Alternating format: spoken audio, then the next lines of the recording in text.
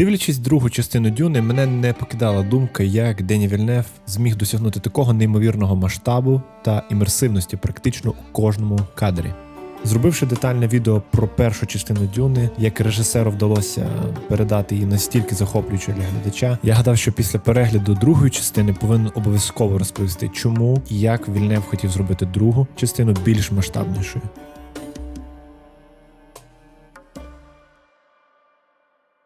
Ті, хто пішли на Дюну частину друга, в очікуванні щасливого кінця, мабуть, залишили кінотеатр досить збентеженими. Для тих, хто не знайомий з революційними науково-фантастичними романами Френка Герберта, історія молодого принца, батько якого був вбитий суперницькою сім'єю і який повинен об'єднати групу утисаних повстанців фременів, щоб вистояти проти тиранів та відновити своє законне королівство. Мабуть, сигналізувала для них про те, що вони отримують захоплюючу історію героя, яку можна знайти у Володаря Перснів, Зоряних війнах і Гаррі Поттері. Проте це далеко не так. Думки щодо даного сюжету розділені. Для одних він здається простим або непоганим, а для інших адаптація останньої частини книги, яку втілив Дені Вільнев, вважається неймовірною та, можна сказати, легендарною в історії науково-фантастичних фільмів. Друга частина розгортає історію Пола Атрейдіса на планеті Аракіс, де він намагається глибше взаємодіяти з цим світом і перетворитися на ту фігуру, якою він розумів може стати, а саме Лісан Аль-Гаїбом.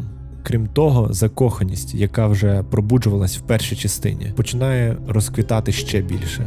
У цьому фільмі роль Пола Атрейдіса знову демонструє Тімоті Шаламе, та матір Леді Джесіку відіграє Ребекка Фергюсон, а Зендая грає його кохану дівчину Чані. Вони зображають архетипні ролі героя, наставника та коханої, одночас додаючи свої особисті шари. Історія вправно ухиляється від очікуваних стереотипів, уникнувши пастки змістованого виконавця пророцтва про Пола як обраного правителя. Подібно до першого фільму, взаємодія між персонажами, темами та візуальними елементами не завжди є ідеальною, але вони настільки потужні, що навіть невдачі не затемняють загальний вражаючий ефект фільму. Дені Вільнев висловив свої враження щодо завершення фільму «Дюна» та його співвідношення з кінцівкою книги. Закінчення роману «Дюна» відкриває шлях для чогось, що вийшло із-під контролю, і це залишило на мені могутнє враження. Обидва фільми, на мою думку, вдались у передачі суті книги, і я дуже задоволений цим. Вільнев наголосив на важливості відданості оригінальному задуму Френка Герберта, навіть у випадку деяких відхилень. Коли Френк Герберт працював над Дюною і коли книга була опублікована, я вважаю, що він був розчарований, розповів Дені. Саме тому, що у ньому була певна ідея, що Пол став сприйнятий як герой, що не влаштовувало автора. Для Френка цей роман був попередженням про харизматичних лідерів, і він хотів, щоб Пол був зображений як темна постать. Френк Герберт не мав наміру створювати історію про білого спасителя, він намагався зробити зовсім інше. Для досягнення цієї мети я переконався, що в драматичній історії Пола всі компоненти присутні, але я трошки змінив їх, пояснив Вільнев. У кінці фільму ми бачимо, що Пол приймає рішення, яке, захищаючи деяких людей, змушує його стати тим, проти чого він боровся. Це дуже трагічно, коли він втрачає все і вчиняє зраду людям, яких кохав.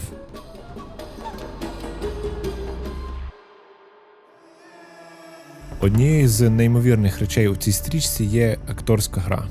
Я як глядач відчував сміх, так і тривогу за героїв, а також відчуття потуги за їхню ідею. Особливу увагу заслуговують актори, такі як Ребекка Фергюсон, Хав'єр Бардем, Остін Батлер, Зендая та, звісно, Тімоті Шаламе.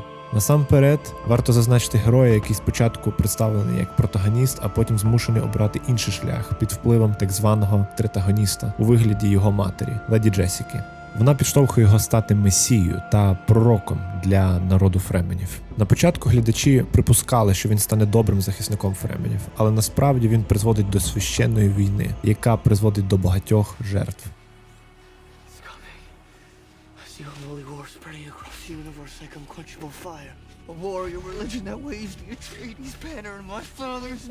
Тімоті Шаламе вдало відтворив усі переживання та емоційні коливання головного героя Пола, а саме його вагання стати месією.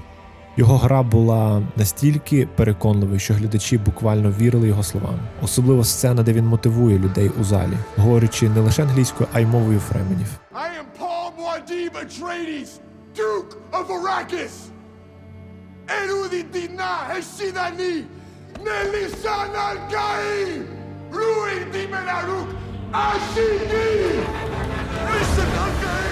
Остін Батлер у ролі антагоніста Фейда Раута також продемонстрував вражаючу акторську гру. Він вдало передав безумство та нестримність свого персонажа. Навіть при обмеженому екранному часі його персонаж має значну глибину характеру, що особливо відчувається у сцені його поцілунку барона. Його очі настільки виразні, сповнені безумства та хаосу, що важко передбачити його подальші дії.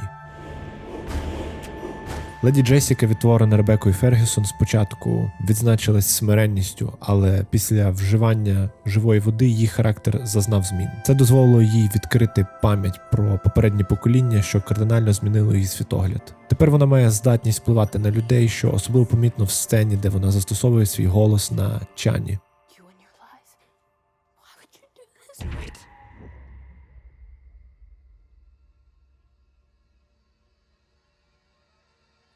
Ці зміни відображаються у стосунках з її сином Полом, який тепер для неї не лише син, але й щось набагато більше, навіть божественне, що може захистити і піднести народ Фременів. Стілгар, зіграний Хав'єром Бардемом, викликає сміх своєю комічною поведінкою, яка полягає в тому, що кожен його крок або дія інтерпретується як підтвердження Месії, Лісан Аль-Гаїба, що створює незабутній комедійний ефект.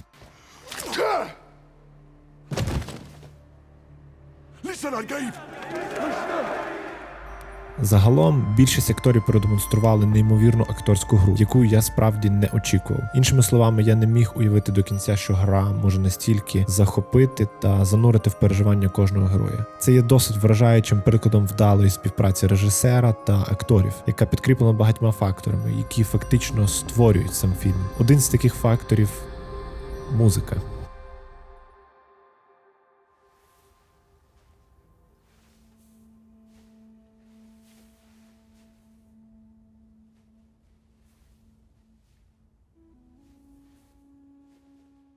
Ця пісня захоплює та притягує своїм спокоєм та тишею, яку Гансу вдалося передати, як легкий вітер, що проймає пустелю дюни.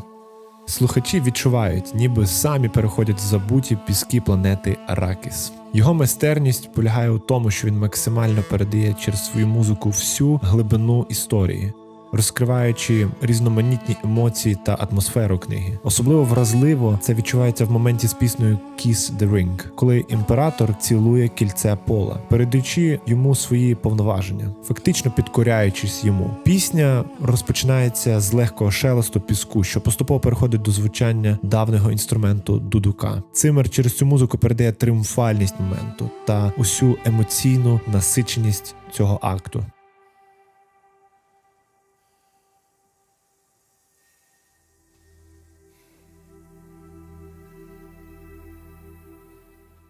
Ганс в одному з інтерв'ю давав зрозуміти, як він поглиблюється саме в процес створення саундтреку, як він намагається зрозуміти та побачити колір, який хочуть зробити у картині. Цим самим він прагне передати його у свою музику. Я гадаю, що його дискомфорт від певних кольорів, які не відповідають його музиці, є невеликим проявом синестезії у його діях, що для когось може вважатися чимось дивним, але насправді особисто для мене це є геніальним.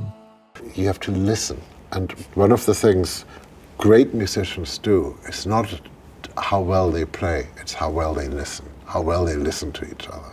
I usually spend a lot of time looking at color charts or sitting with the DP or just looking at the way things are graded from the previous movie or where we're going now, what the costumes are. Композитор неймовірно вдало демонструє навіть маленькі моменти. Наприклад, початок зближення Чані та Пола. Саме в таких приземлених інтимних моментах, коли відбуваються звичайні розмови між героями та вияви любові, ми відчуваємо щось знайоме і можемо легко синтезувати. Ці відбитки життя, підкріплені чудовим саундтреком, дозволяють нам співчувати героям та занурюватись у світ, створений режисером. I remember finishing part 1 and saying to Denis, hang on, we're only on page 156 of roughly 600 pages. And I just carried on writing. And there came a phone call from Denis going, listen, the movie has been out for 6 months. You can stop writing now. And I was going, no. I really think we're going to get to make part 2 because we weren't greenlit at that point in time. So I just carried on writing, and then I wrote a theme which I really loved, and there's a voice in the first movie which is very much the sort of the centerpiece that holds everything together, sung by a woman called Laura Kotler, who's just a phenomenal artist. Ганс Циммер залишився в світі Дюни і після завершення першої частини, що є дуже важливим. Це дозволило йому зберегти той же дух і саме той настрій та натхнення, що й у першій частині. Його команда складалася з тих самих людей, що працювали над першою частиною, з неймовірно талановитих людей по типу Чаза Сміта, який працював разом з Циммером в першу чергу як скульптор та створював вигадані інструменти, яких в світі ви ніколи не зустрінете. Все задля того, щоб створити новий звук, який зможе передати задум композитора. Музика разом зі звуковими ефектами відіграє надзвичайно важливу роль, створюючи неповторний аудіовізуальний досвід, без якого не можна повністю зануритися у масштаб картини. I put the barest minimum of things around him. It's just this little high note above him. And to me it felt like the endless gaze across this planet. And it felt incredibly intimate. So when Paul and Chani are sitting there talking to each other, and the way they mixed it, the way Denis mixed it as well in the film is like the whole atmosphere shifts, and it just becomes this incredibly intimate moment between these two characters. You know, the advantage I have is that I have a partner in Denis Villeneuve who is sort of on the same search. We never butted heads over anything. Sometimes the quality of a wine, maybe. One of the things which is interesting about the way Denis built Dune was the first movie really is an introduction. It introduces the characters, introduces where the plot is probably heading. The second movie actually gives you the grit, gives you the action, gives you the Sturm und Drang, as we would say in my home country. Для поглиблення та відчуття на аудіовізуальному рівні музика і звукові ефекти є важливим, але їхнє поєднання лише у синтезі з кінематографією створює неповторний досвід.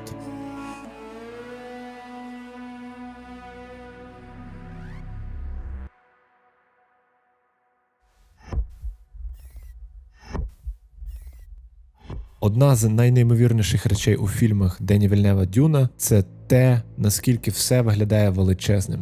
Кожна бруталістська будівля здається восьмим чудом світу, що нависає над мізерними масами людей. Пустеля Аракісу тягнеться нескінченно, через що наш герой Пол Атрейдіс здається піщинкою. Крім того, є піщані хробаки, чиї роззявлені пащі здаються досить гігантськими, щоб проковтнути маленьке місто. Або принаймні дуже великий комбайн прянощів.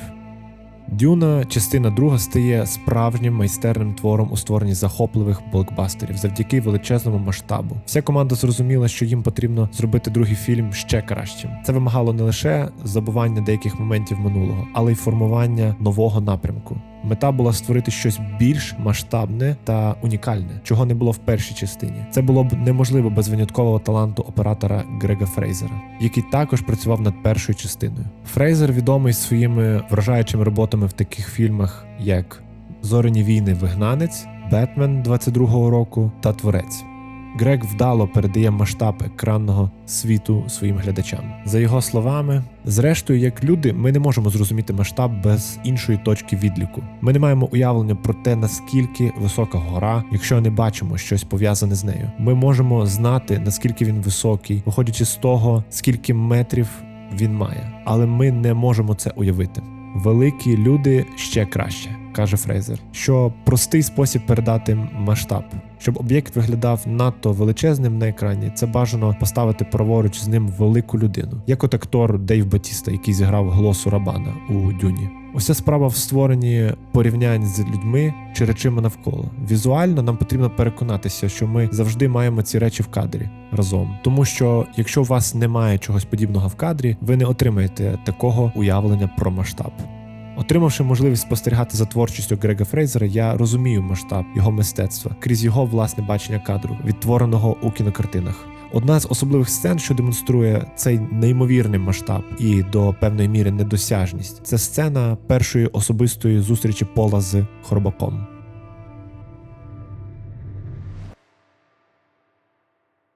Сама сцена починається досить тепло та сердечно, з невеликого настановлення від, так би мовити, сурогатного батька в вигляді Стілгара та його сина Пола. Протягом всього часу перебування на планеті він дуже зблизився з ним, відчуваючи глибоку близькість один до одного. Це видно в тому, як вони спілкуються, в тому, як Пол поважає його та розуміє, що за його словами стоїть великий багаж знань та мудрості. Це також відчувається, незважаючи на те, що Стілгар любить жартувати. They whisper at night.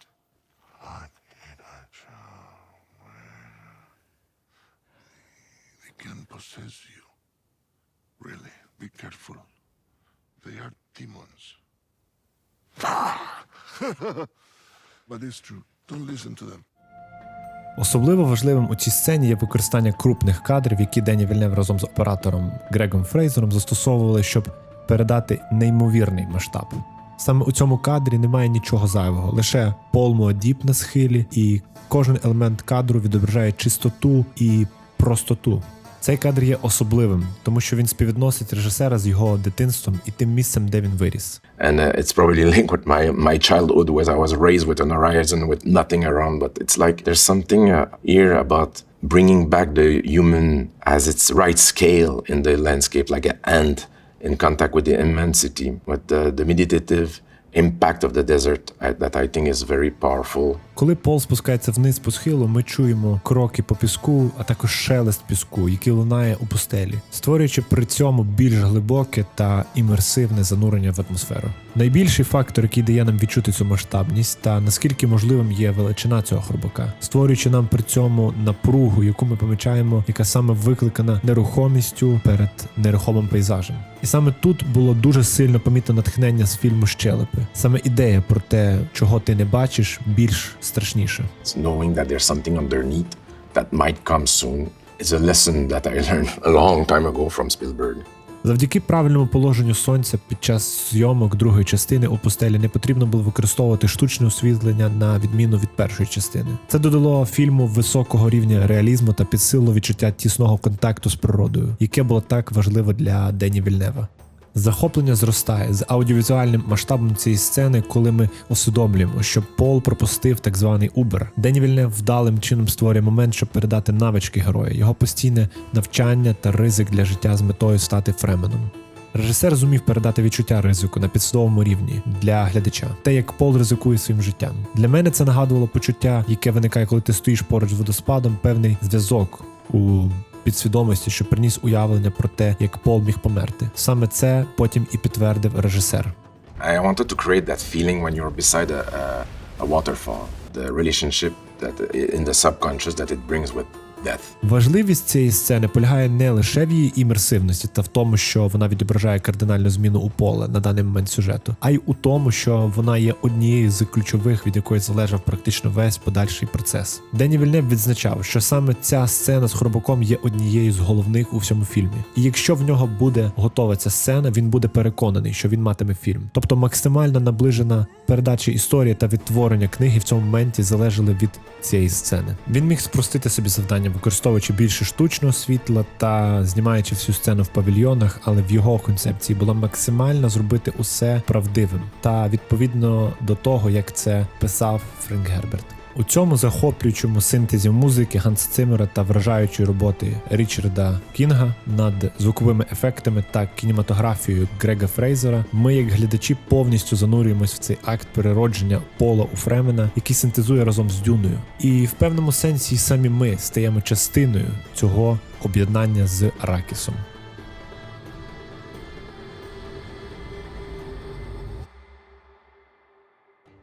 Одна з привабливих деталей, на мою думку, це робота зі світлом у цій картині.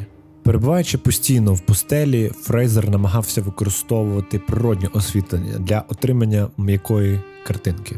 За допомогою контрового світла він створював контраст та освітленість, додаючи картині мальовничості та глибини. особливо коли обличчя акторів затемнене, а фон висвітлений. Важливим фактором, який хочеться відзначити, є використання лінз, завдяки яким Фрейзер зміг створити таку картинку. Він використовував старі радянські рехаузи об'єктивів, реставровані українською компанією Iron Glass. Друга частина була знята виключно на сферичне скло без використання аноморфічних лінз, як в першій частині. Основна причина цього рішення полягає в можливості повного використання співвідношення сторін IMAX. Цей підхід є досить цікавим. Відмова від аноморфного скла дозволила використовувати весь екран IMAX. Для усіх, хто працював над стрічкою, було важливо уникати повторення першої частини. Не лише для глядачів, але й для особистого розвитку як фільмейкерів та дослідження нових горизонтів. Цікавим моментом було демонстрування планети Харконненів. Сцени, що розгортались на планеті Геді Прайм, були зафіксовані камерою інфраред Арі 65 без інфрачервоних фільтрів, щоб створити характерні монохромні зображення. Оператор Грег Фрейзер перейняв цей метод з фільму «30 хвилин по півночі», який вийшов 10 років тому. Використання інфрачервоних зображень в чорно-білому форматі було естетичним вибором для екстер'єрів Геді Прайм. Згідно з прокатом від Арі, спеціальні чорно-білі камери Alexa Monochrome, що могли бачити в інфрачервоному спектрі, не були доступні. Тому для цих сцен було використано звичайні камери Alexa з видаленими інфрачервоними фільтрами. Фрейзер додав фільтр перед об'єктивом, щоб заблокувати майже всю видиму світлоту від сенсора. Це дозволило створити досить неймовірний ефект, особливо видимий на шкірі акторів, де вени буквально просвічуються, надаючи кожному герою надзвичайно неземний та огидний вигляд. Схоже, що режисер і оператор фільму «Дюна» вклали всі зусилля, щоб створити шедевр для показу в IMAX. Використання камери Арі 65 разом з вражаючими сферичними об'єктивами та застосуванням інфрачервоної техніки для отримання неперевершених монохромних знімків для великого екрану. Це вища форма кінематографічного мистецтва.